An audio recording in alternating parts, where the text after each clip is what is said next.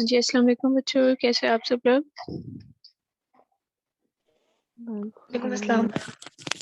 वालेकुम अस्सलाम मैम। हाँ जी, आई थिंक सो मैक्सिमम लोगों ने ज्वाइन कर लिया, तो हम लेक्चर स्टार्ट करते हैं। आप लोगों का कोई और कोई कंसर्न है तो आप लोग लिंक का इशू आ रहा था। हाँ जी, जो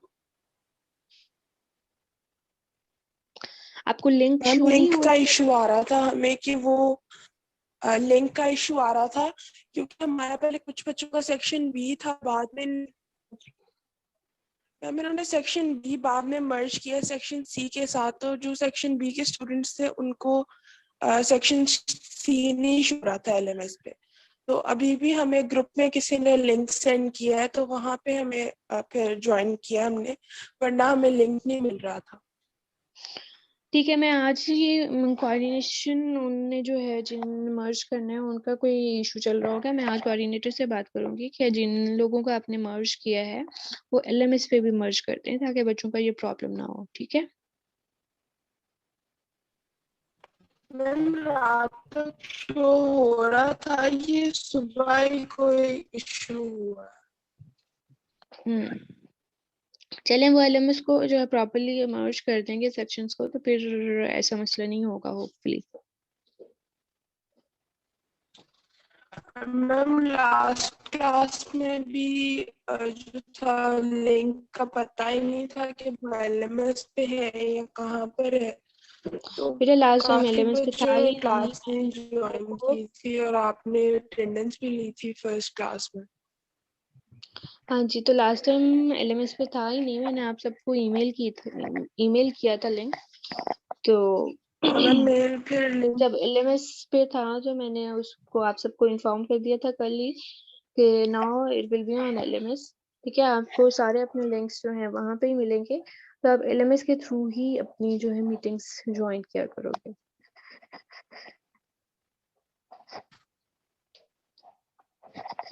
मैम बाकी मैंने एलएमएस का जो आपको मेल प्रॉब्लम चल भी रहा है मैं की थी, कोऑर्डिनेटर से बात मुझे कोई करूंगी। भी आपकी मेल रिसीव नहीं हुई, ना ही LMS वाली और ना ही जो आपने पहला लिंक। बेटा अगर आप ए पोर्टल पे शो हो रहे हो B section C section ma'am में, तो मुझे आपकी ऑब्वियसली फिर मेल्स आपको रिसीव नहीं रिसीव होती। हुई होगी। मैं दोबारा से उस पे लिस्ट डाउनलोड कर लूंगी, अगर आप लोग बाद में इनरोल मैम हुए वहां पे फिर तो मैं उसको मॉडिफाई कर लूंगी लिस्ट को। फर्स्ट लेक्चर की अटेंडेंस पे। बेटा आपकी आवाज ठीक नहीं आ रही। मैम हम ए पोर्टल पे सेक्शन बी में शो हो रहे हैं।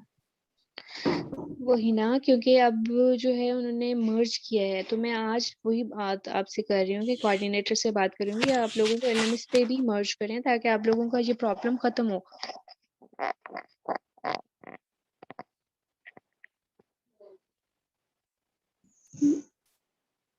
मैम ईमेल भी काफी सारे बच्चों को रिसीव नहीं हुई थी, मुझे भी रिसीव नहीं हुई।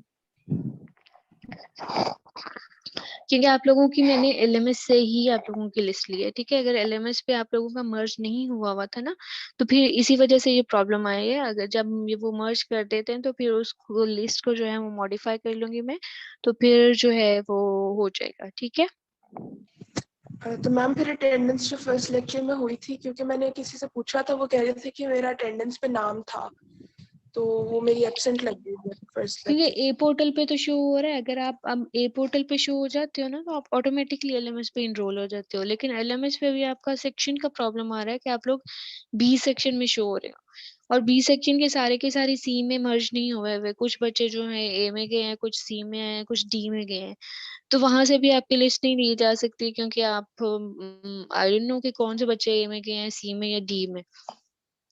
तो एलएमएस पे जब ये मर्ज होगा तो फिर आप लोगों का ये प्रॉब्लम रिजॉल्व होगा। बाकी अटेंडेंस का जो इशू है उसको इतना बॉदर ना करो यार प्लीज, क्यों, एक अटेंडेंस से कुछ नहीं होता। ठीक है, आप नेक्स्ट अपनी क्लासेस जो है प्रॉपरली ज्वाइन करो, तो उसमें कोई प्रॉब्लम नहीं होगा। ठीक है मैम, थैंक यू। ठीक है, अब मैं लेक्चर स्टार्ट करते हैं। मैक्सिमम लोग आ चुके हैं, तो अगर आप लोगों का कोई भी क्वेश्चन होगा इसमें तो आप लोग राइट डाउन कर लेना अपना क्वेश्चन। ठीक है, at the end of the lecture आप लोग मेरे से अपने क्वेश्चन पूछ सकते हो। ट्राई करना कि जो है ड्यूरिंग द लेक्चर अपने क्वेश्चंस को अवॉइड करो, ताकि हम एक फ्लो के साथ जो है अपना लेक्चर कंटिन्यू रखें, और at the end of the lecture आप लोग अपने जो भी आप लोगों के क्वेश्चन होंगे आप लोग पूछ सकते हैं। ठीक है,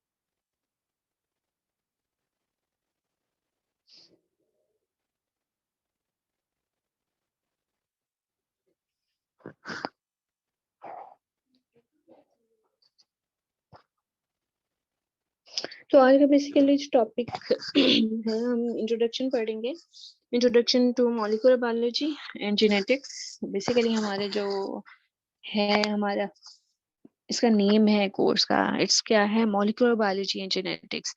तो इन दोनों का जो इंट्रोडक्शन है कि what is molecular biology and what is genetics. तो आज के टॉपिक में जो है, आज के लेक्चर में हम जो है वो बेसिक्स पढ़ेंगे, इंट्रोडक्शन पढ़ेंगे। ये चीजें आपने पहले भी पढ़ी हुई हैं, इन द जेनेटिक्स। ठीक है, तो ये एक ओवरव्यू होगा बेसिकली, और कुछ नई चीजें होंगी ऑब्वियसली। तो हम जो है आज इंट्रोडक्शन पढ़ेंगे, introduction to molecular biology and genetics. So the question is, what is molecular biology? ठीक है, तो मॉलिक्यूलर बायोलॉजी जो है आप लोगों को सबको पता होगा, it's interdisciplinary branch. Interdisciplinary branch हम किसको कहते हैं कि मतलब वो एक ही सिंपल ब्रांच नहीं होती, वो डिफरेंट ब्रांचेस का जो है इंटरलिंक्ड होती है। ठीक है, मतलब हम वो उसमें बायोकेमिस्ट्री भी यूज कर रहे होते हैं, उसमें हम माइक्रोबायोलॉजी भी यूज कर रहे होते हैं, हम उसमें जो है वायरोलॉजी भी यूज कर रहे हैं, हम उसमें डिफरेंट टेक्निक्स का जो मिक्सचर है वो यूज करके एक नई ब्रांच बनाते हैं। सो बेसिकली मॉलिक्यूलर बायोलॉजी भी जो है वो इट्स अ इंटरडिसिप्लिनरी ब्रांच है, it's a branch of biology. ठीक है, जिसमें हम डिफरेंट बायोमॉलिक्यूल्स को स्टडी करते हैं। कौन से बायोमॉलिक्यूल्स? जो फंडामेंटल्स हैं हमारे। फंडामेंटल्स बायोमॉलिक्यूल्स कौन से होते हैं? जो बेसिकली डीएनए है, आरएनए है, प्रोटीन्स है। ठीक है, जो हमारी इनहेरिटेंस में आ रही हैं, जो हमारी लाइफ में जो है बेसिक रोल प्ले कर रहे हैं। ठीक है, तो इनमें हम बेसिक फंडामेंटल जो बायोमॉलिक्यूल्स हैं उनके बारे में स्टडी करते हैं। उनके आपस में इंटरेक्शन क्या है, कि मतलब डीएनए से आरएनए कैसे बनता है, आरएनए से नेक्स्ट प्रोटीन्स कैसे बनेगी। तो इनका ये जो इंटरेक्शन है और इनकी जो कन्वर्जन है वो किस तरह से हो रही है, और इसके बाद इनकी जो कन्वर्जन है उसमें जो ये रेगुलेट किस तरह से हो रही है, और इसमें प्रॉब्लम्स क्या क्या आ सकती हैं। तो ये सारी चीजें जो हैं वो हम मॉलिक्यूलर बायोलॉजी में स्टडी करेंगे। This field overlaps with other areas of biology and chemistry. ठीक है, वही बात कि इट्स एन इंटरडिसिप्लिनरी ब्रांच, और इसमें हम बाकी एरियाज को भी ओवरलैप्स करेंगे, particularly genetics and biochemistry. Molecular biology chiefly concerns itself with understanding of interaction between the biomolecules, वो DNA, RNA and proteins, उनकी biosynthesis और उनकी interaction. Much of the work in molecular biology is quantitative. ठीक है, quantitative यहाँ पे क्या मतलब है? ठीक है, quantitative का मतलब है कि हम किसी भी चीज का रिजल्ट जो है इन नंबर्स हमारे पास आ जाए। ठीक है, अगर किसी बॉडी में कोई वायरल है, कोई वायरल डीएनए है, तो डीएनए कितना है, मतलब वायरल लोड कितना है हमारी बॉडी में आ चुका है, या अगर कोई चीज प्रेजेंट है तो वो कितनी अमाउंट में प्रेजेंट है। तो जब कोई चीज हमारे पास नंबर्स में आ जाती है तो उसको क्वांटिटेटिव कहा जाता है। तो मॉलिक्यूलर बायोलॉजी के जो वर्क है वो भी बेसिकली जो है वो क्वांटिटेटिव है। अब क्वालिटेटिव क्या होता है? क्वालिटेटिव कोई भी चीज हम तब उसको कहते हैं जब हम उसकी कैरेक्टरिस्टिक को जो है वो स्टडी करते हैं, like if it is present और नॉट, यस और नो। ठीक है, तो वो क्वालिटेटिव होता है। जब हम वही चीज अगर प्रेजेंट है और कितने अमाउंट में प्रेजेंट है तो उसको क्वांटिटेटिव कहा जाता है। तो molecular biology basically it's a quantitative work, and recently work has been done at the interface of molecular biology। और अब फर्दर इसमें एडवांसमेंट आ गई है कि मॉलिक्यूलर बायोलॉजी फर्दर जो है उसमें एडवांस किस तरह से है, उसमें हमने बायो इन्फॉर्मेटिक्स को ऐड किया है। ठीक है, और कंप्यूटेशनल बायोलॉजी, ये सारे जो है डिफरेंट कंप्यूटर बेस्ड जो है वो टेक्निक्स हैं जो कि हमने ऐड किए हैं मॉलिक्यूलर बायोलॉजी में फॉर फर्दर एडवांसमेंट्स। हमारा जो ये मॉलिक्यूलर बायोलॉजी का वर्क था बेसिकली, इसमें लेट 1950s और अर्ली 1960s में इसमें मॉलिक्यूलर बायोलॉजिस्ट ने इसको करेक्टराइज कर लिया था। मतलब इसमें जो हमने बायोमॉलिक्यूल्स पढ़ने हैं उसको करेक्टराइज कर लिया था, उसको आइसोलेट कर लिया था। आइसोलेट मतलब सेपरेट कर लिया था from the different from the cell. फिर उसका जो है मैनिपुलेट भी कर लिया था, मतलब उस पर डिफरेंट एक्सपेरिमेंट्स भी कर लिए थे। अब वो बायोमॉलिक्यूल्स कौन से हैं? That is DNA. डीएनए को हम रिपोजिटरी ऑफ जेनेटिक इंफॉर्मेशन भी कहते हैं। ठीक है, क्योंकि डीएनए आप सबको पता है वो एक्ट करता है as a genetic material, genetic information को जो है पास ऑन करता है टू द जनरेशंस। आरएनए को भी स्टडी कर चुके थे। आरएनए क्या है? Close relative of DNA. ठीक है, मतलब आप सबको पता है कि डीएनए जो है वो डबल स्ट्रैंडेड मॉलिक्यूल है और आरएनए जो है वो सिंगल स्ट्रैंडेड मॉलिक्यूल है, और इन दोनों के बेसिस सीक्वेंस जो है वो मिलते जुलते हैं, इनका जो सीक्वेंस है वो भी मिलता जुलता है। इसके अलावा प्रोटीन्स जो थर्ड बायोमोलिक्यूल है कि वो उसका स्ट्रक्चर क्या है, एंजाइमेटिक टाइप क्या है उसकी, तो ये सारी चीजें जो हैं वो स्टडी हो चुकी थी 1950s टू 1960s। अब फर्दर जो है इस टेक्निक्स में एडवांसमेंट आ रही है कि हम उसको बेहतर तरीके से किस तरह से कर सकते हैं। So components involved in molecular biology, कौन कौन से components हैं? It's about the DNA, RNA and protein. DNA आप सबको पता है क्या है, डीऑक्सी न्यूक्लिक एसिड, ठीक है। और इसमें ये जो है डबल स्ट्रैंडेड मॉलिक्यूल है, as a genetic information act करता है। It contains genes that pass on to the generation and pass on to the inheritance. उसके बाद डीएनए जो है जब उसकी इंफॉर्मेशन कोड होती है, कॉपी होती है, तो उससे मैसेंजर आरएनए बनता है। आरएनए अब क्या है, RNA is a single stranded molecule, ठीक है। इसमें भी बेसिस सीक्वेंस जो है वो थोड़ी उससे होते हैं, सिर्फ एक बेस का डिफरेंस होता है यूरेसिल का, ठीक है। और ये सिंगल स्ट्रैंडेड मॉलिक्यूल होते हैं और ये इंफॉर्मेशन को कॉपी करता है फ्रॉम द डीएनए। फिर आरएनए से जो है फर्दर आगे प्रोटीन्स बनती हैं। आरएनए में जो इंफॉर्मेशन डीएनए से कॉपी होती है वो इंफॉर्मेशन राइबोसोम यूज करते हैं और उस इंफॉर्मेशन को यूज करके स्पेसिफिक प्रोटीन्स बनती है हमारी बॉडी में।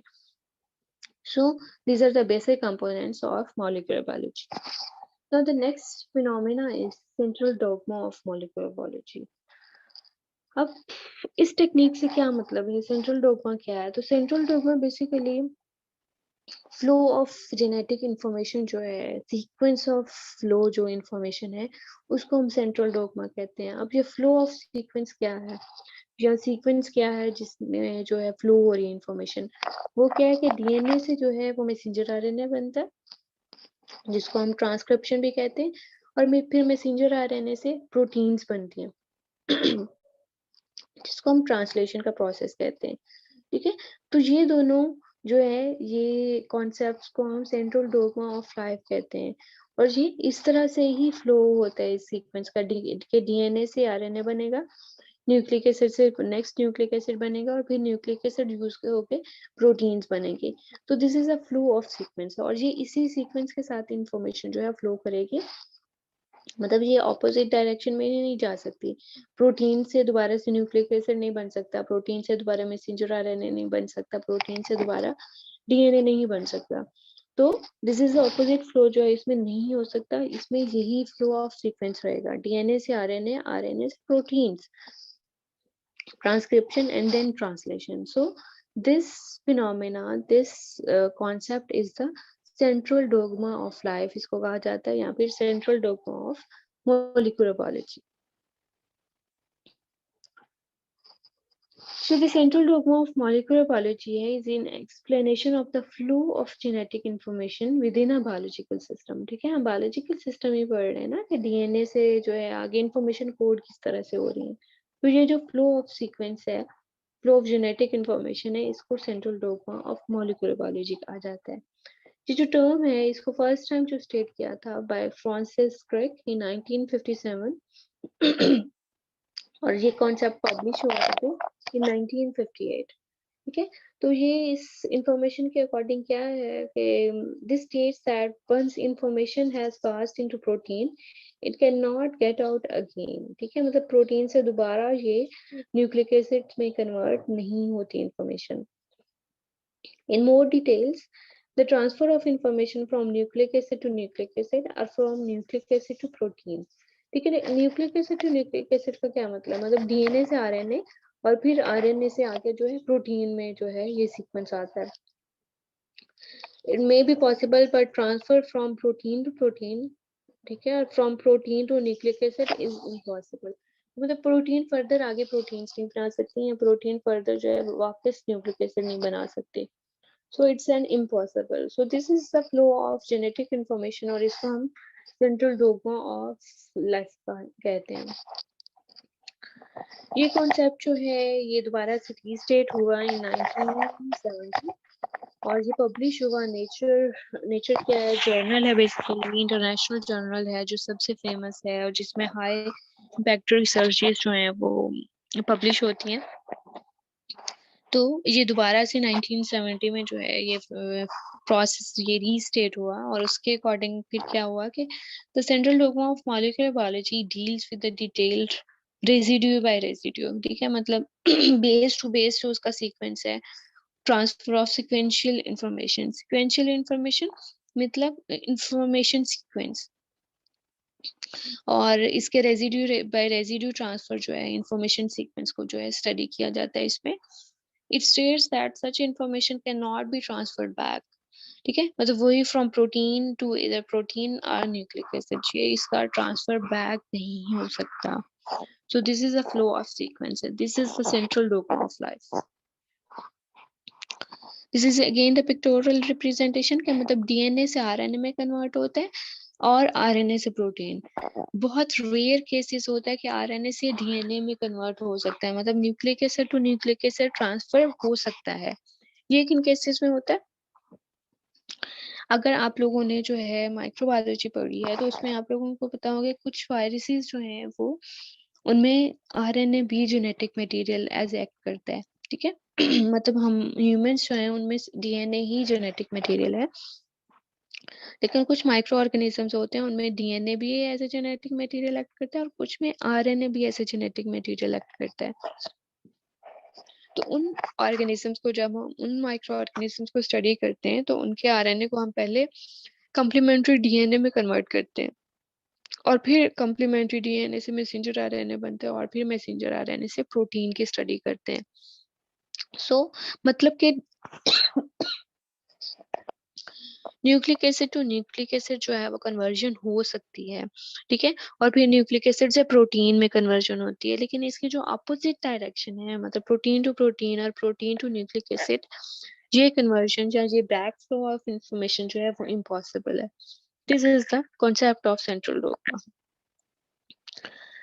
Next is the history of molecular biology, that why we need this branch, हम इसकी जरूरत क्यों पड़ी हमने, और क्योंकि हम बाकी चीजें जो हैं वो स्टडी कर रहे थे तो हम मॉलिक्यूलर बायोलॉजी की तरफ में आए।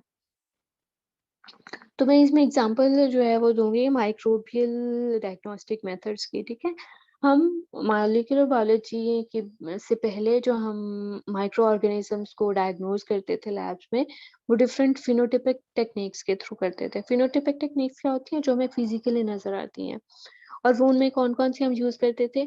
हम बैक्टीरिया की मॉर्फोलॉजी देखते थे जी, बैक्टीरिया नजर किस तरह से आता है, रॉड्स में, वो कोकाई फॉर्म में या किस फॉर्म में, या फिर उनकी स्टेनिंग प्रॉपर्टीज देखते थे, स्टेन डिफरेंट स्टेन्स यूज करते थे, कलर्स यूज करते थे कि वो उसके साथ स्टेन हो रहा है या नहीं हो रहा, या फिर उनको डिफरेंट मीडियाज के ऊपर ग्रो करते थे कि वो डिफरेंट कौन से न्यूट्रिशनल मीडियाज के ऊपर ग्रो कर सकते हैं और किन कंडीशंस में ग्रो कर सकता है। इन सब टेक्निक्स को जो है वो जो हम स्टडी करते थे वो फिनोटाइपिक टेक्निक्स थे और उनके थ्रू जो है हम बैक्टीरिया के नेक्स्ट फर्दर प्रोटीन्स और इंजाइम्स के जो है वो उसकी स्टडी की तरफ आते थे। तो ये ट्रेडिशनल डायग्नोस्टिक मेथड्स है, बट इनके बहुत सारे डिसएडवांटेजेस हैं इन टेक्निक्स के जो हम यूज कर रहे थे कि it's contain lake of reproducibility. हम इसमें जो है बहुत हाई इम्पैक्ट स्टडीज नहीं कर सकते थे, पुअर डिस्क्रिमिनेटरी पावर है, डिफिकल्टीज इन टाइपिंग है, जीनोमिक चेंजेस जो है वो हम स्टडी नहीं कर सकते थे, जो एंटीबायोटिक रेजिस्टेंस पैटर्न है वो हम प्रॉपर्ली स्टडी नहीं कर सकते थे कि कौन सी जीन्स में डिफरेंस आया जिसकी वजह से एंटीबायोटिक रेजिस्टेंस हो गई उन माइक्रो ऑर्गेनिजम्स में, वो नहीं स्टडी कर सकते थे। इसके अलावा इसमें बहुत मैन पावर चाहिए होती है because it's all the work done by the hands, ठीक है तो टेक्निकल मैन पावर कॉस्ट जो है वो बहुत ज्यादा थी। तो these are the disadvantages of phenotypic methods. इन मेथड्स के बाद जरूरत पड़ी कि कुछ ऐसी टेक्निक्स होनी चाहिए जिनमें हमें ये जो है जो हमें मोर एक्यूरेट स्टडीज की तरफ लेके जाए। तो फिर जो है मॉलिक्यूलर बायोलॉजी की तरफ जो है वर्क स्टार्ट हुआ, and this work start in the 1930s. The modern of molecular biology begins in the 1930s with the convergence of various previously distinct biological disciplines. ठीक है, मतलब सारे disciplines, different disciplines को जो है वो interdisciplinary एक branch में convert किया। और वो कौन कौन से हमने biological disciplines यूज किए? बायोकेमिस्ट्री यूज की, क्योंकि हम इसमें भी जो है डीएनए को उनकी केमिकल नेचर भी पढ़ रहे हैं कि उसमें क्या क्या चीजें, कौन कौन सी बेसिस हैं, उसमें कौन से बॉन्ड्स हैं। जेनेटिक्स जीन्स के बारे में भी स्टडी कर रहे हैं, माइक्रोबायोलॉजिकल एग्जामिनेशन भी कर रहे हैं, वायरोलॉजी को भी हम स्टडी करते हैं इसमें, ठीक है। वायरसेस का जेनेटिक मटेरियल भी यूज करते हैं, उनको भी स्टडी करते हैं। तो इन सारे ब्रांचेस को हमने मिला के एक नई ब्रांच बनाई जो कि हम मॉलिक्यूलर बायोलॉजी का नाम दिया, with the hope of understanding life at its most fundamental level, ठीक है। these are the most fundamental level ना, ये डीएनए, आरएनए एंड प्रोटीन्स और उनकी जो कन्वर्जन है और उनकी जो फ्लो ऑफ जेनेटिक मटेरियल है वो किस तरह से हो रहा है। तो ये फंडामेंटल लेवल पे हमने स्टडी करने के लिए एक न्यू ब्रांच जो है वो क्रिएट की, मॉलिक्यूलर बायोलॉजी। इस ब्रांच का जो फर्स्ट टाइम नेम जो है कॉइन किया था वो वॉन वीवर ने किया था इन 1938, ठीक है। उसके बाद उसने अपनी एक फाउंडेशन बनाई, रॉकफेलर फाउंडेशन, जो कि उसने मॉलिक्यूलर बायोलॉजी का वर्क जो करने के लिए वो उसको क्रिएट किया। नेक्स्ट वॉटसन एंड क्रिक का जो है आप लोगों को सबको पता होगा कि उन्होंने क्या काम किया था।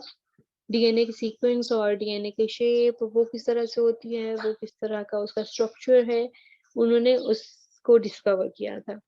The structure of DNA was described by British scientists Watson and Crick as long double helix shaped with its sugar phosphate backbone.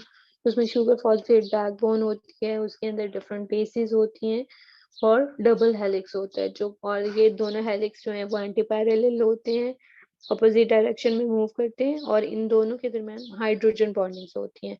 ये सारी चीजें आपने पढ़ी हुई हैं पिछले सेमेस्टर में, इसलिए हम इसकी जो है वो उसमें नहीं जाएंगे। आप सबको पता है कि डीएनए में क्या क्या चीजें और स्ट्रक्चर किस तरह से होती है। उसके बाद जो है इन्होंने डिस्कवर किया डीएनए, इसमें 1953 में जो है इसको डिस्कवर किया था। उसके बाद मार्च 1953 में जो है इन्होंने बिल्ड अ मॉडल एक क्रिएट किया कि किस तरह से जो है वो नजर आता होगा डीएनए। उसके बाद इनको जो है इस डॉक्यूमेंट, ये जो स्ट्रक्चर था इन्होंने जो क्रिएट किया वो जो है फर्स्ट टाइम पब्लिश हुआ नेचर में 25 अप्रैल को, ठीक है। तो ये इनका जो काम था, वर्क था, वो डॉक्यूमेंट हो गया नेचर में। उसके बाद इस काम के बेस पे इनको जो है नोबेल प्राइज दिया गया। तो उन्होंने जो है बेसिक काम जो है वो किया, इसके साथ बाकी साइंटिस्ट भी जो है उससे मिलके तो हमारे पास आज मोस्ट रिसेंट फॉर्म जो है मॉलिक्यूलर बायोलॉजी की है। Next is the common tools of molecular biology, कि हम मॉलिक्यूलर बायोलॉजी में कौन कौन सी टेक्निक्स यूज करके जो है वो स्टडी कर रहे हैं जेनेटिक इंफॉर्मेशन को। सो ये टेक्निक्स हमने पढ़नी भी है डिटेल में। कौन कौन सी हैं? पीसीआर का नेम आप सबने सुना होगा, पॉलीमरेज चेन रिएक्शन, जिसमें हम डीएनए, आरएनए और डिफरेंट जीन्स, एंटीबॉडीज को डिटेक्ट कर सकते हैं। इसके अलावा प्रोब्स, हाइब्रिडाइजेशन का प्रोसेस हम यूज करते हैं। हाइब्रिडाइजेशन क्या होता है कि हम डिफरेंट कलर का जो है वो सीक्वेंस यूज करके स्पेसिफिक सीक्वेंस के अगेंस्ट उस स्पेसिफिक सीक्वेंस या स्पेसिफिक जीन्स को डिटेक्ट कर सकते हैं। न्यूक्लिक एसिड एंजाइम्स हम डिटेक्ट कर सकते हैं, माइक्रो अरे यूज कर सकते हैं। माइक्रो अरे क्या है? तो डीएनए, आरएनए या जीन्स के अंदर उसका बेस सीक्वेंस क्या है, ठीक है, उसका सीक्वेंस क्या है, उस सीक्वेंस को हम स्टडी कर सकते हैं एट स्मॉलर लेवल, या फिर फर्दर हम पूरा डीएनए सीक्वेंसिंग की तरफ भी आ चुके हैं अब कि हम पूरे डीएनए का सीक्वेंस जो है वो स्टडी कर सकते हैं। तो इसके अलावा electrophoretic separation of nucleic acids, हम न्यूक्लिक एसिड्स को, डीएनए, आरएनए को जो है वो सेपरेट कर सकते हैं इलेक्ट्रोफोरेटिक जेल। इसके अलावा हम जीन लेवल पे भी स्टडी कर सकते हैं, डिटेक्शन ऑफ जीन्स कर सकते हैं। इसके आगे फर्दर डिफरेंट टेक्निक्स हैं। अगर हम डीएनए को स्टडी कर रहे हैं तो सॉल्टन ब्लॉटिंग उसको कहा जाता है, और इसमें जो है इनसिटू हाइब्रिडाइजेशन यूज की जाती है या फिश टेक्निक की जाती है। फिश टेक्निक क्या है बेसिकली, या हाइब्रिडाइजेशन टेक्निक क्या है कि हम इसमें स्पेसिफिक सीक्वेंस यूज करते हैं जो कि फ्लोरिसेंट लेबल्ड होते हैं, ठीक है।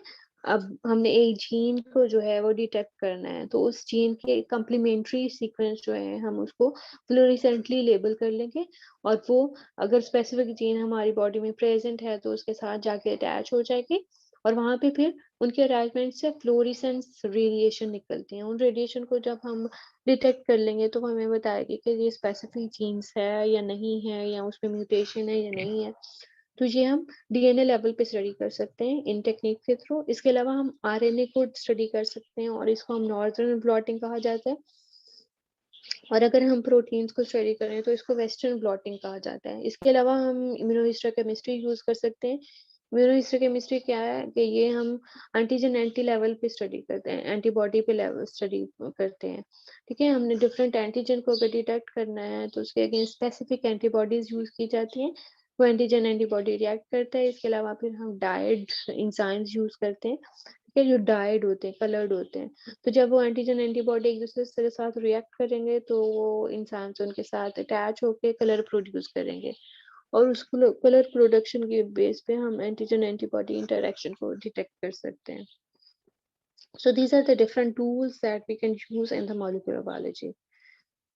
Again, the same thing that molecular biology is an interdisciplinary approach. ये different disciplines को जो है उसको convert करके mix करके हम इसको study करते हैं। Various methods in molecular biology diagnose the different human diseases. इसमें हम आप सबको पता है आजकल हम molecular level पे जाके diseases को diagnose कर रहे हैं। तो molecular biology के बेस पे हम different human diseases को diagnose कर सकते हैं। फॉर एग्जाम्पल हम अगर एक हेपेटाइटिस की बात करें, हेपेटाइटिस क्या है, एक वायरल एक डिजीज है, वायरस इसमें इफेक्ट करता है। तो हम मॉलिक्यूलर बायोलॉजी के थ्रू जो है वो डिटेक्ट कर सकते हैं कि कौन सा वायरस बॉडी में है, उसकी कितनी क्वांटिटी, वायरल ओवरलोड कितना है, कौन सी टाइप है जिसने इफेक्ट किया है। तो ये सारी चीजें, वो डीएनए उसका जेनेटिक मटेरियल है या आरएनए वायरस है, तो ये सारी चीजें हम मॉलिक्यूलर बायोलॉजी के बेस पे जो है वो स्टडी कर सकते हैं। इसके अलावा मेलिग्नेंसी चेक कर सकते हैं कि बॉडी में किस जीन में जो है म्यूटेशन हुई है जिसकी वजह से एबनॉर्मल ग्रोथ हो रही है। इसके अलावा डिफरेंट जेनेटिक डिजीजेस और transplantation, paternity and forensic analysis जितने भी हैं वो हम मॉलिक्यूलर बायोलॉजी के बेसिस पे कर सकते हैं। इसके अलावा मोस्ट रिसेंट जो इसका यूज है, हम इसमें फर्दर डिफरेंट ब्रांचेस को जो है वो यूज कर रहे हैं। अप्लाइड टेक्नोलॉजीज जो है हमने इसमें जो है वो हमने यूज किए हैं, लाइक जेनेटिक इंजीनियरिंग, ठीक है, डीएनए फिंगरप्रिंटिंग के थ्रू जो है हम फोरेंसिक साइंसेस की स्टडीज कर सकते हैं अब। इसके अलावा हम इनमें जो है प्री नेटल और पोस्ट नेटल डायग्नोसिस की तरफ भी आते हैं। प्री नेटल मतलब बिफोर द बर्थ हम इनहेरिटेड डिसीजेस को जो है वो कर सकते हैं, स्टडी कर सकते हैं, या आफ्टर द बर्थ भी उसको स्टडी कर सकते हैं। तो इस तरह से हम जो है डिजीज डायग्नोसिस में हमें जो है बहुत हेल्पफुल है मॉलिक्यूलर बायोलॉजी। इसके अलावा हम जीन थेरेपी, ड्रग डिजाइन कर सकते हैं by using this technique. Molecular biology laws the laboratory to be productive in nature, ठीक है, मतलब कि जी हम बता सकते हैं कि किसी पेशेंट को कौन सी म्यूटेशन है और इस म्यूटेशन के बेस पे कौन सी इनहेरिटेड डिसऑर्डर जो है उसको हो सकती है। इसलिए ये इन्फेक्शियस डिजीजेस की डायग्नोसिस में बेसिक रोल प्ले करता है। Now the next is, ये जो हमने पीछे पढ़ा है, it's about the molecular biology. Now the next is genetics. Genetics आपने पीछे पढ़ी हुई है, तो ये इसमें हम ओवरव्यू करेंगे। Genetics basically it's a branch of biology concerned with the study of genes, ठीक है, हम इसमें genes genetic gene level पे जो है study करते हैं। इसके अलावा genetic variation, why humans are different from one person is different from other person, तो ये genetic variation जो है उसको study करते हैं। इसके अलावा hereditary, कि ये जो जेनेटिक इन्फॉर्मेशन है ये इनहेरिटेंस में किस तरह से हो रही है, तो इस सब को हम जेनेटिक्स में स्टडी करते हैं। अब सबको पता है कि जो इसमें फर्स्ट जेनेटिक साइंटिफिकली जो उसने स्टडी की थी, इट्स ग्रेगर मेंडल, ठीक है, 19th सेंचुरी में उसने ट्रेट इनहेरिटेंस पे काम किया था। पी प्लांट्स यूज करके जो है उसने यूनिट ऑफ इनहेरिटेंस पे काम किया था। उसने तब जीन्स को जो है वो नाम दिया था यूनिट ऑफ इनहेरिटेंस का। आज मोस्ट रीसेंट फॉर्म में हम उसको जीन्स कहते हैं। तो ये सारा काम जो फर्स्ट टाइम जो है ग्रेगर मेंडल ने किया था इन 19th सेंचुरी। इसमें हम क्या क्या स्टडी करेंगे जेनेटिक्स में, इसमें हम स्टडी कर सकते हैं फीचर्स ऑफ इनहेरिटेंस, के मतलब इनहेरिटेंस किस तरह से आ रही है, molecular basis of inheritance, DNA और क्रोमोसोम की क्या बेसिस है, रिकॉम्बिनेशन जेनेटिक लिंकेज, रिकॉम्बिनेशन किस तरह से हो रही है, जीन एक्सप्रेशन किस तरह से हो रही है, जीन रेगुलेशन किस तरह से हो रही है, genetic changes, if there is any mutation appear in the genes then we can study that mutations, उसको हम स्टडी कर सकते हैं। और फर्दर हम अब डीएनए सीक्वेंसिंग की तरफ आ चुके हैं कि हम डीएनए का सीक्वेंस जो है फुल स्टडी कर सकते हैं कि किस, और ये इससे हमें क्या पता चलेगा कि हम at the level of base, single base, हम उसको स्टडी कर सकते हैं किस बेस पे जो है वो म्यूटेशन आई है और उसकी वजह से कौन सी चेंज आएगी बॉडी में। तो ये सारी चीजें हम जेनेटिक्स में स्टडी कर सकते हैं। For the next is what is genome. तो जीनोम बेसिकली क्या होता है, जीनोम एक पर्सन में जितना टोटल जेनेटिक इंफॉर्मेशन है और जब हम उसको स्टडी करते हैं तो उसको जीनोम कहा जाता है। आप सबको पता होगा कुछ जीन्स जो होती हैं, कुछ सीक्वेंस जो होता है वो कोडिंग सीक्वेंस होता है, कुछ नॉन कोडिंग सीक्वेंस होता है। तो जब हम इन दोनों को पढ़ेंगे, कोडिंग और नॉन कोडिंग सीक्वेंस को, तो फिर हम इसको जीनोम कहते हैं। Genome is the entirety of an organism hereditary information, ठीक है, मतलब टोटल जो उसका हेरिडिटरी मटेरियल है, टोटल उसका जो डीएनए है उसको स्टडी किया जाता है। इट इज इनकोडेड इधर इन डीएनए और for many types of viruses, viruses में आरएनए में भी हो सकती है। The genome include both the genes and the non-coding sequence of the DNA, ठीक है, मतलब हम दोनों पार्ट्स को जो है स्टडी करते हैं। फुल जीन्स को जब हम स्टडी करते हैं तो उसको जीनोम कहा जाता है। Now the next is what is gene, most जो है हमारा पढ़ा जाने वाला, जो हम शुरू से पढ़ते आ रहे हैं कि जीन है क्या बेसिकली। तो जीन क्या है, इट्स एन इनहेरिटेंस यूनिट, सबसे बेसिक यूनिट है जो कि इनहेरिटेंस को कर रहा है, ट्रांसफर कर रहा है from one person to another person. और ये डीएनए से मिलकर बनी होती हैं जीन्स, ठीक है। तो जीन्स हैं क्या, gene is the basic physical and functional unit of hereditary. Genes are made up of DNA. Some genes act as instructions to make molecules called proteins. आप सबको पता है कि जीन्स जो है आगे फर्दर हर जीन का जो है मैसेंजर आरएनए में कन्वर्ट होती है, फिर उससे जो है प्रोटीन्स जो है वो बनती हैं। कुछ जीन्स जो होती हैं they are non coding genes और and they don't code for the different proteins in our body, so that is non-coding proteins and non-coding genes. Human genes vary in size, different genes का size जो है very हो सकता है, मतलब उनका size बहुत छोटी जीन्स भी होती हैं और बहुत बड़ी जीन्स भी हो सकती हैं जिनमें मिलियन बेसेस हो सकती हैं। so, इनका साइज जो है वेरिएबल होता है। द ह्यूमन जीनोम प्रोजेक्ट, जो जीनोम प्रोजेक्ट है उसके अकॉर्डिंग जो है ह्यूमंस में ऑलमोस्ट 20,000 से 25,000 तक जीन्स हो सकती हैं। Genes are made up of DNA. Each chromosome contain many genes. DNA के अंदर आप लोगों को पता क्या होता है, क्रोमोसोम होता है और क्रोमोसोम के अंदर क्या होती हैं, जीन्स होती हैं, और एक क्रोमोसोम के अंदर बहुत सारी जीन्स हो सकती हैं। This is the interdisciplinary approach कि हम किस तरह से डिफरेंट जो है फील्ड्स को मर्ज कर रहे हैं इन मॉलिक्यूलर बायोलॉजी में, कि हम उसको प्रोटीन लेवल पे जो है स्टडी करते हैं, इन बायोकेमिस्ट्री उसके फंक्शन को स्टडी करते हैं, फिर उसके जो जेनेटिक्स को स्टडी करते हैं, उसके जीन लेवल को स्टडी करते हैं, और फिर जीन्स किस तरह से जो है वो कन्वर्ट हो रही हैं टू द प्रोटीन्स, किस तरह से वो उसकी कन्वर्जन हो रही है टू द डिफरेंट मॉलिक्यूल्स, उसको मॉलिक्यूलर बायोलॉजी में स्टडी करते हैं। So it's an interdisciplinary approach. So this is the end of your lecture. Now you can go for your questions.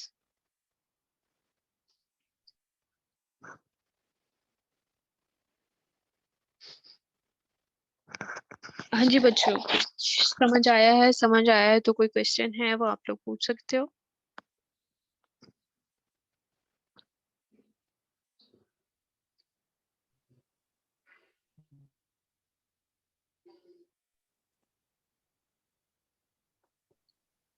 बच्चों कोई क्वेश्चन है आप लोगों का? No ma'am. No ma'am. कोई भी क्वेश्चन नहीं, समझ ही नहीं आई क्या? नहीं मैम, समझ आ गई। आगे मैम सर। मैम ये मोस्टली चीजें हमने पहले भी पढ़ी हुई पहले हैं, पढ़ी हुई है ना, किया हुआ है इसलिए। इसलिए। वैसे भी इंट्रोडक्शन है ये तो। तो फिर क्वेश्चन बनता था ना कोई, तो अगर आपने सब कुछ पढ़ा हुआ था तो फिश मैम जिसको टेक्निक। ठीक से पढ़ने बैठेंगे तो बन जाएंगे।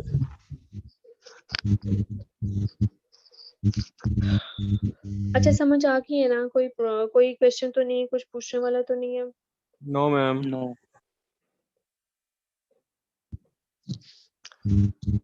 अच्छा सेकंड, आप लोगों की अटेंडेंस जो है मेरे पास ऑटोमेटिकली रिकॉर्ड हो जाती है जूम मीटिंग्स में, ठीक है? तो मैं वहां से आप लोगों की अटेंडेंस मार्क कर लूंगी और उसमें मुझे ये भी पता चल जाएगा कि कौन से बच्चे ने कितनी देर के लिए मीटिंग अटेंड की है। और अगर आजकल क्योंकि 1 आवर का है तो हम लेस देन 10 मिनट्स अगर किसी की होगी तो उसकी एब्सेंट मार्क होगी बेटा। जो आप लोग प्रॉपरली जो है अपनी मीटिंग्स को ज्वाइन किया करो, ठीक है?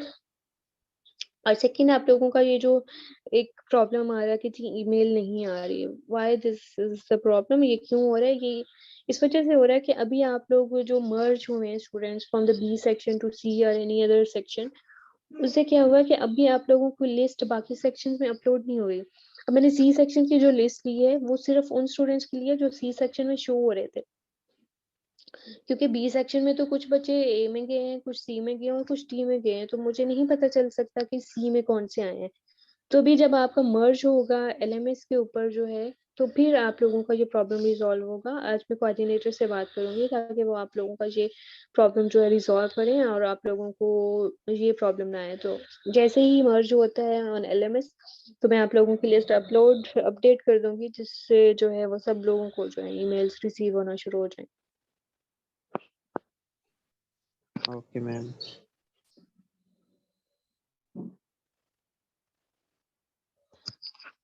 ठीक है? इसके अलावा कोई और प्रॉब्लम है अदर देन दिस के ईमेल रिसीव नहीं हो रही? सेकंड, मैंने कल आपको ईमेल भी कर दी थी कि आप लोगों के अब सारे लिंक्स जो हैं एलएमएस पे अवेलेबल होंगे, ठीक है? तो आप एलएमएस के थ्रू ही उसको ज्वाइन कर सकते हो। और थर्ड, आप लोग जो है अपना एक क्लास का जो है अपना एक ग्रुप बना लो, ताकि आप लोगों का अगर किसी का मिस भी हो जाता है कुछ तो उसको अपने ग्रुप में जो है वो पता चल सके। व्हाट्सएप ग्रुप आप लोग अपना क्रिएट कर सकते हो। इट विल नॉट ऑफिशियल, ठीक है, लेकिन ये आप लोगों की आपस की कम्युनिकेशन के लिए बेहतर रहेगा, ठीक है? आप लोग आई थिंक जो 5th सेमेस्टर है आप लोगों का, तो आपको ये सारी चीजें पहले से ही पता होंगी। सो जो उस ग्रुप को आप लोग अपना क्रिएट कर लो ताकि आप लोगों को किसी बच्चे की कोई चीज मिस ना हो, ठीक है? Okay ma'am. Ma'am ma'am ma'am lecture कहाँ पे अपलोड करेंगे, एलएमएस पे या मेल करेंगी? नो नो नो, एलएमएस पे मैं आपका जो है वो लेक्चर अपलोड करूंगी। Okay ma'am. आप लोगों का जो लिंक है रिकॉर्डिंग्स का गूगल ड्राइव का लिंक जो है वो मैं शेयर कर दूंगी एलएमएस के ऊपर ही। तो आपकी रिकॉर्डिंग्स में उसमें अवेलेबल जो जैसे जैसे रिकॉर्डिंग्स आती जाएंगी वो उसमें ऐड होती जाएंगी, ठीक है? तो आपका जो है ये एलएमएस पे ही अपलोड होगा आपका लेक्चर भी और रिकॉर्डिंग लिंक भी, ठीक है? और बाकी मटेरियल जो है वो सब कुछ आप लोगों को पता ही है, एलएमएस के थ्रू आजकल सब कुछ ही होता है। तो आप लोग एलएमएस के थ्रू जो है सारी चीजें कर सकते हैं। बाकी मैंने आप लोगों को अपलोड कर दिया था वर्क प्लान एफएसएफ काउंसलिंग आवर्स जो है वो भी अपलोड कर दिए थे। बाकी आप लोगों का जो रह गया है असेसमेंट प्लान जो है वो मैं नेक्स्ट वीक में इंशाल्लाह करूंगी, ताकि आप लोगों को अभी से पता चल जाए कि आप लोगों की असेसमेंट्स कौन कौन सी होंगी और वो कब कब होंगी।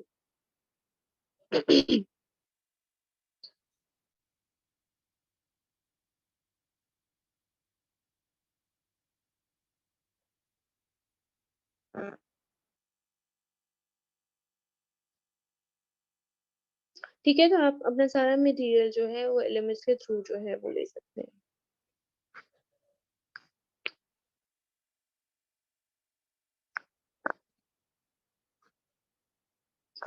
और इसमें से आप लोग पढ़ लेना, अगर कोई भी क्वेश्चन अभी भी रहता हो, मतलब यहाँ पढ़ के कोई क्वेश्चन आता हो तो आप नेक्स्ट क्लास में जो है स्टार्ट पे पूछ सकते हैं। मैं भी आपसे पूछ सकती हूँ आपके क्वेश्चंस कि आप लोग पढ़ के आए हो या नहीं पढ़ के आए, तो मैम ये नेक्स्ट डेट्स क्लास में करना पढ़ के आना। इम्पोर्टेंट तो नहीं है ना? जी डेट्स जो है सारी।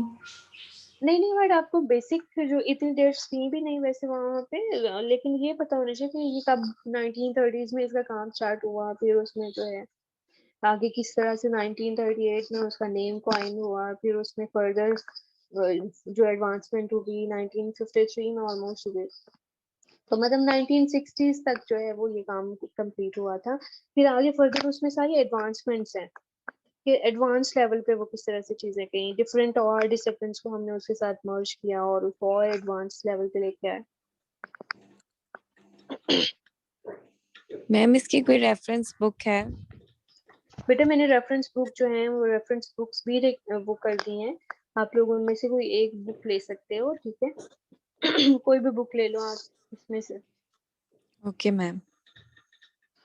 मैंने अपने लेक्चर्स में भी उसका लिंक दिया होता है, लिंक नहीं उसका नेम किया होता है, तो आप लोग तो अपना जो है वो ले सकते हो उसको बुक को। मैम जी मैम आपने डीएनए में फिश टेक्निक बताया, वो काइंडली दोबारा रिपीट। अच्छा, फिश टेक्निक जो है बेसिकली हम उसको मॉलिक्यूलर लेवल पे जाके जीन्स लेवल पे जाके स्टडी करते हैं। फिश टेक्निक है क्या इसमें, इसमें हम डिफरेंट फ्लोरेसेंट लेबल जो है प्रोब्स यूज करते हैं। प्रोब्स अब क्या होते हैं, प्रोब्स होते हैं स्पेसिफिक जो है जेनेटिक मटेरियल होता है या सीक्वेंस होता है, न्यूक्लियोटाइड सीक्वेंस होता है, ठीक है। वो स्पेसिफिक न्यूक्लियोटाइड सीक्वेंस क्या होता है कि हम जिस जीन को डिटेक्ट करना चाह रहे हैं बॉडी में, उसके अगेंस्ट हमने जो है वो बनाया होता है, ठीक है। फिर हम उस प्रोब को जो है वो फ्लोरिसेंटली लेबल करते हैं, फ्लोरिसेंट कर देते हैं, लेबल कर देते हैं। जब वो स्पेसिफिक जीन के साथ हमारी बॉडी में अटैच होगी जाके, तो उस जब अटैचमेंट होगी तो वहां से फ्लोरिसेंस रिलीज होगी। फ्लोरिसेंस क्या होती है, लाइट रेज जो है वो इमिट होगी, तो वो इमिट जब होंगी फ्लोरिसेंट जो है फ्लोरिसेंस वहां से रिलीज होगी, तो फिर हम उसको डिटेक्ट कर सकते हैं कि वहां पे वो स्पेसिफिक जीन जो है वो प्रेजेंट है, या फिर इसको हम म्यूटेशन को चेक करने के लिए यूज कर सकते हैं। तो ये बेसिकली मॉलिक्यूलर लेवल पे, जेनेटिक लेवल पे हम इसकी स्टडी कर सकते हैं। Okay ma'am, thank you.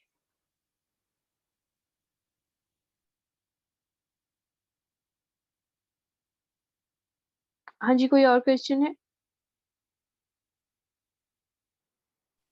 No ma'am, thank you. चलिए ठीक है, अपना ख्याल रखिएगा आप सब लोग, आपकी अटेंडेंस मैं मार्क कर दूंगी। Okay okay ma'am. और सेकंड अपना लेक्चर जरूर पढ़ के आना नेक्स्ट लेक्चर में, ठीक है। ओके, अल्लाह हाफिज। अल्लाह हाफिज।